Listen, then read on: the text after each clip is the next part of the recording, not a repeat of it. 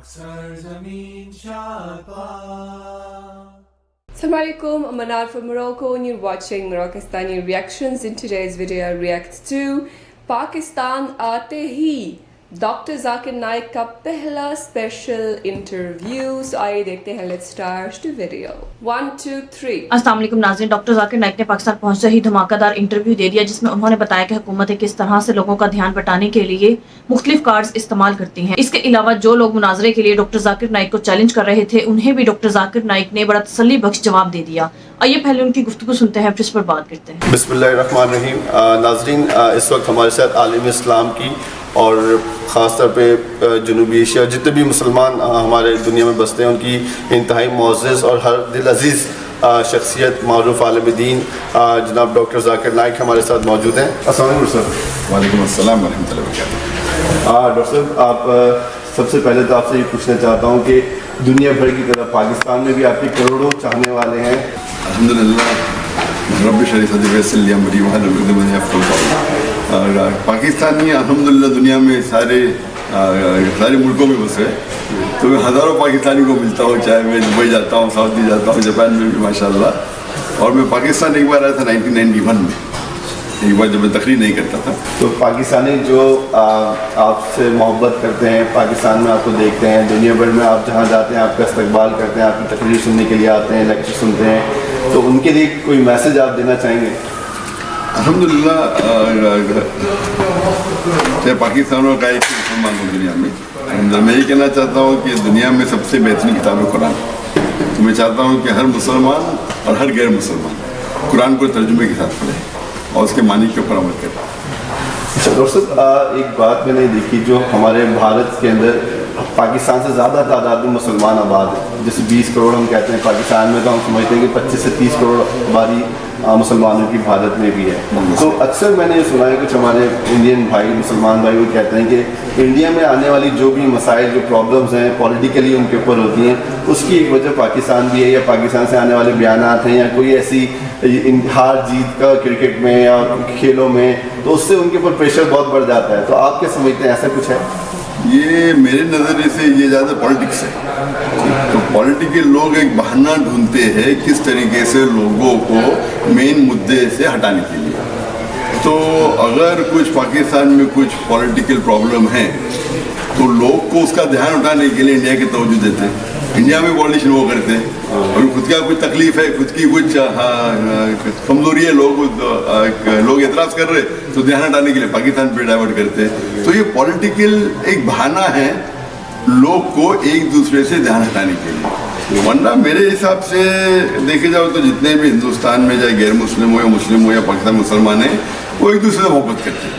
لیکن کچھ چند لوگ ہیں جو اس کو پولیٹیکل مدعا بناتے ہیں اور اپنے ووٹ بینک کو بڑھانے کے لیے اس کا استعمال کرتے ہیں. ایک بات یہ کہ اللہ تعالیٰ نے آپ کو اتنی شہرت دی, آپ کی زبان میں, آپ کے خطابات میں اتنی تاثیر ہے کہ جو آپ سے ملتا ہے آپ کی بات سنتا ہے, اور ماشاء اللہ دین اسلام میں بھی شامل ہو جاتا ہے, اور لاکھوں لوگ مسلمان ہوئے ہیں.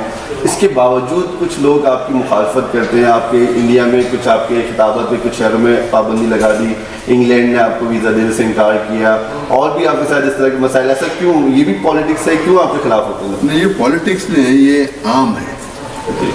عام طور پہ جو بھی انسان مشہور ہے, چاہے وہ اچھا کام کرے یا برا کام کرے, اس کے مخالفت ہونا ہی چاہیے. کوئی بھی آدمی مشہور ہے. اور سب سے بہترین مثال ہے کہ دنیا میں سب سے بہترین انسان جو آج تک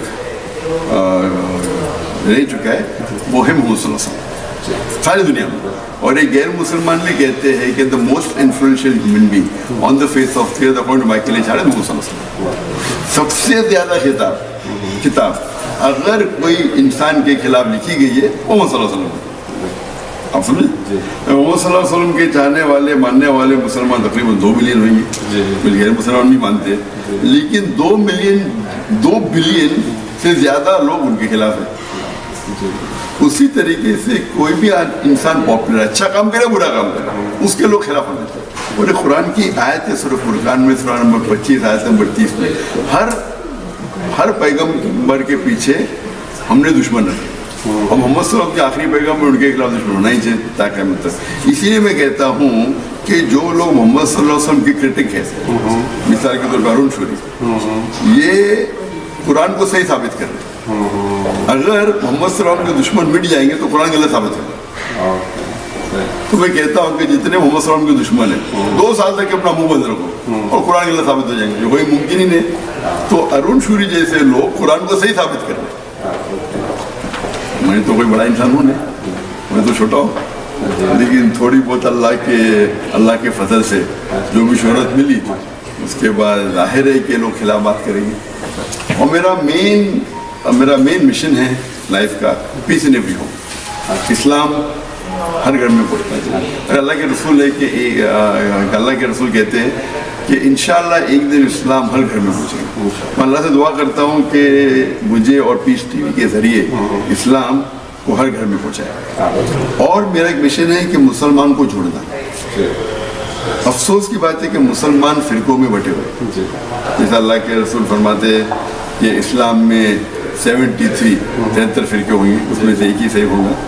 और अल्लाह ताला फरमाते सूरह में 6 आयत नंबर 159 में कि अगर कोई भी इस्लाम में फिरके बनाता है, या रसूल आपको उनसे कोई लेना देना नहीं, तो फिरके बनाना इस्लाम में हराम है। मेरा मिशन क्या है कि मुसलमान को जोड़ना। ऐसे मुसलमान के दुश्मन इतने बहुत है, अभी हम ही आपस में मिटे, तो मेरा मिशन है कि मुसलमान को जोड़ना।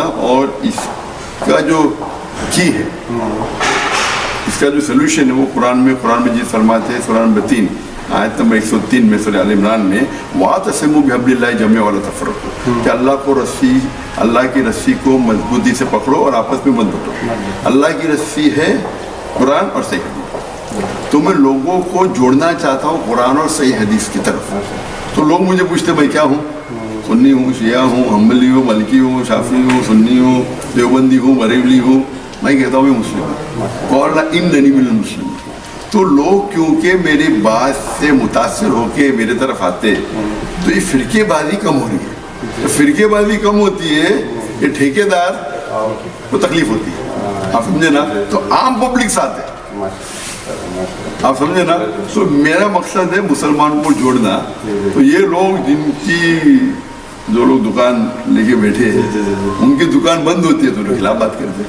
तो मेरा ये कहना है कि मुसलमान को दावत ही देते हैं। और अक्सर मुसलमान जापान में नहीं, कहाँ भी बाहर जाते डरते कि मैं दावत दूंगा तो मेरे धंधे में नुकसान होगा, मैं ये होगा, मेरे दुश्मन हो जाएंगे। आप दावत देंगे, लोग आपका इज्जत करेंगे। तो हम मुसलमान को उनको दावत देना चाहिए सही तरीके से, कुरान और सही हदीस की रोशनी में। और मुझे लगता है कि अगर जापान में मेहनत करे तो इंशाअल्लाह काफ़ी लोग इस्लाम कबूल करेंगे। और ये हमारा फ़र्ज़ है कि इस्लाम की दावत लोग गैर मुसलमान तक पहुँचाएं। बहुत शुक्रिया sir, thank you very much, thank you. काफ़ी इंटरेस्टिंग इंटरव्यू था। सबसे पहले उन्होंने बोला कि इंडिया पाकिस्तान में जो मसले मसाइल होते हैं वो महज पॉलिटिकल गर्ज़ों के लिए होते हैं। पॉलिटिशियंस जो हैं वो जब उनको आवाम की ध्यान बटानी है किसी चीज़ से, तो वो उनके लिए चीज़ें क्रिएट करते हैं, मसले क्रिएट करते हैं इंडिया पाकिस्तान वाली। तो इसके अलावा उन्होंने अपना मिशन बता दिया कि असल मिशन उनका क्या है, इस्लाम को हर घर में पहुंचाना और मुसलमानों को जोड़ना, फ़िरक़ेवारी को ख़त्म करना। और इसका यही तरीका है कि मुसलमान जो है वो कुरान और सही हदीस पर अमल करना, वो तभी जो है वो मुसलमान एक हो सकते हैं और फ़िरक़ेवारी ख़त्म हो सकती है। तो ये उनके मेन मकसद है, नॉन मुस्लिम्स को इस्लाम के बारे में बताना, इस्लाम की दावत करना और मुसलमानों को जोड़ना, इकट्ठा करना। तो ये उनका मेन मिशन है, मेन मकसद है। अल्लाह ताला उनको अपनी इस मिशन में कामयाब करे, आमीन सुम्मा आमीन। और उनको जज़ाए खैर दे जो इस अमल करने के लिए वो जिद्दोजहद करते हैं और वो अपनी पूरी मेहनत लगाते हैं ताकि उनका ये मिशन पूरा हो। अल्लाह ताला उनकी मदद फरमाए और अल्लाह ताला उनको जज़ाए खैर दे। इसके अलावा ये बात तो मेरे जहन में आई नहीं, क्या ये हो सकता है कि ये जो गवर्नमेंट में इस वक्त जो है डॉक्टर जाकिर को बुलाया है, क्या इसके पीछे कोई पॉलिटिकल रीज़न हो सकता है?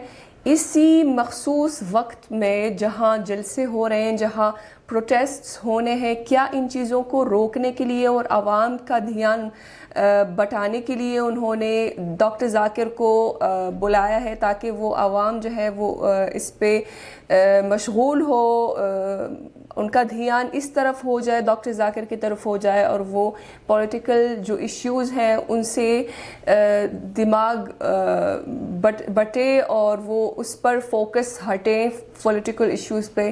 کیا ایسا ہو سکتا ہے؟ آپ کی کیا رائے ہے؟ ضرور کامنٹس میں بتائیے گا۔ کیا گورنمنٹ نے جو اس وقت ڈاکٹر ذاکر کو بلایا ہے، کیا اس کے پیچھے کوئی پولیٹیکل غرض ہے؟ تو بہرحال جو بھی ہو، ڈاکٹر ذاکر جو ہے وہ پولیٹیکل آدمی ہے نہیں، وہ عالم دین ہے، اور ان کا مقصد انہوں نے بتایا ہے کہ ان کی مشن کیا ہے اور کس نیت سے وہ پاکستان آئے ہیں۔ تو اللہ تعالیٰ ان کو جزائے خیر دے، اللہ تعالیٰ ان کا یہ جو لیکچرز کا ٹور ہونے جا رہا ہے پاکستان میں، اللہ تعالیٰ اس کو سکسیسفل کرے اور ان کا جو مقصد ہے وہ پورا ہو، اور اللہ تعالیٰ ان کو جزائے خیر دے۔ ان کی نیت بہت خالص ہے اور صاف ہے، اور ہمیں سب پتہ ہے کہ وہ کس نیت سے وہ پاکستان آئے ہیں۔ اللہ تعالیٰ ان کو کامیابی دے اور اللہ تعالیٰ ان کو حفظ و امان میں رکھیں اور جزائے خیر دے، آمین ثم آمین۔ سو یہ تھی آج کی ویڈیو، امید ہے کہ آپ سب کو پسند آئی ہوگی، اور ملتے ہیں انشاءاللہ نیکسٹ ویڈیو میں۔ چل دیں اپنا بہت خیال رکھیے گا، فی امان اللہ۔